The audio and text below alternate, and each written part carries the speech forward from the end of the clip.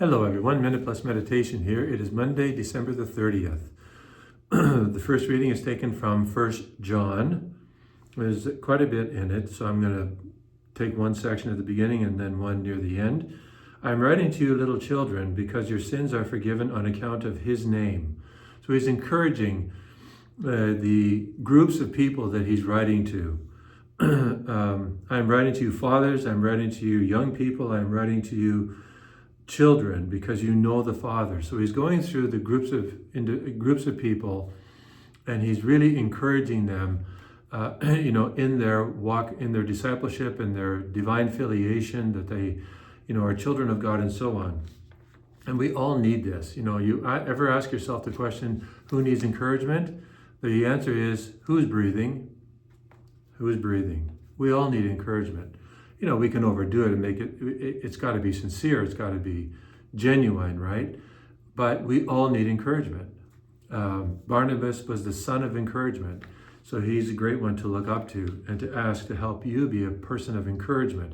But it's got to be sincere, it's got to be, in a way intentional, and it should be person specific. So yes, you can do this because I know you're trying, I know about, so you mention specific things. Do not love the world or the things in the world, he goes on to say. The love of the Father is not in those who love the world. For all that is in the world, the desire of the flesh, the desire of the eyes, the pride of riches, those are the three enemies of man. The desire of the flesh, the desire of the eyes, and the pride and riches. These are the three enemies that we have to be on the lookout for within our own selves, not just out there, not in someone else, but right in here in our own heart. Comes not from the Father, but from the world. So be on your guard. We're getting to the end of the year. Everybody's going to be celebrating the new year, but for what reason? With what intention? How are they going to approach the new year? How are you going to approach the new year, right? How am I going to approach the new year? As I'll mention in a few days, I hope it's with Mary, the Mother of God. That's why the church starts the new year with the most important title of Mary, and that's the Mother of God. Everything leads up to and flows from the fact that Mary's the Mother of God.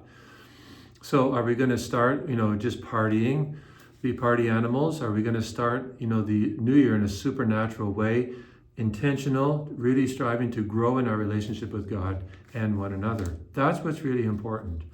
That it's not just another reason for, some sort of temporal positivity. Everything's going to reboot. Maybe it's not going to reboot. Maybe the year ahead's going to be horrible. Don't know. Nobody can see the future except God. But what we can do is decide that we're going to start it with intentionality and in a way that's going to help us grow as individuals, as leaders, as children of God. That's what you and I have control over. And that's what's really important. Okay, over to the gospel. This is the episode about Anna, the prophetess. Prophet. This is not prophetess, she's a prophet. So she never left the temple, but worshiped there with fasting and prayer night and day. I think that's the key verse here that I want to focus on. And then she notices she's granted the gift of noticing the Messiah. So she never left the temple, but worshiped there with fasting and prayer night and day. Now, you and I have to leave the temple, right? We go to church, we have to leave church.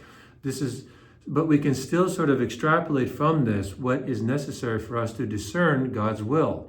And that is, we have to cultivate that continuous prayer in our life. Even as you get up in the morning, hopefully you have some sort of routine, prayer routine, spiritual life, plan of life. And you go throughout your day, getting your breakfast, all your morning routine, off to work, your work is in the house, whatever it is. And then you're in traffic. You can still be in the temple, within your own heart, cultivating that divine filiation throughout the day, sanctifying your day, offering it as a pleasing sacrifice to the Lord. You can do this all the time, everywhere. This will help you to detect and discern God's will. So don't underestimate the importance of this. And then going home, not with the attitude that, I've had a hard day and I deserve to be served. No, go home with the attitude, I need to serve. Yes, you need your rest, but if you have children, you need to serve them so that you're teaching them to serve others when they grow up. And you will be rejuvenated by this. That's the whole thing. If we invest when we're tired for the right reasons, in the right way, we will be rejuvenated.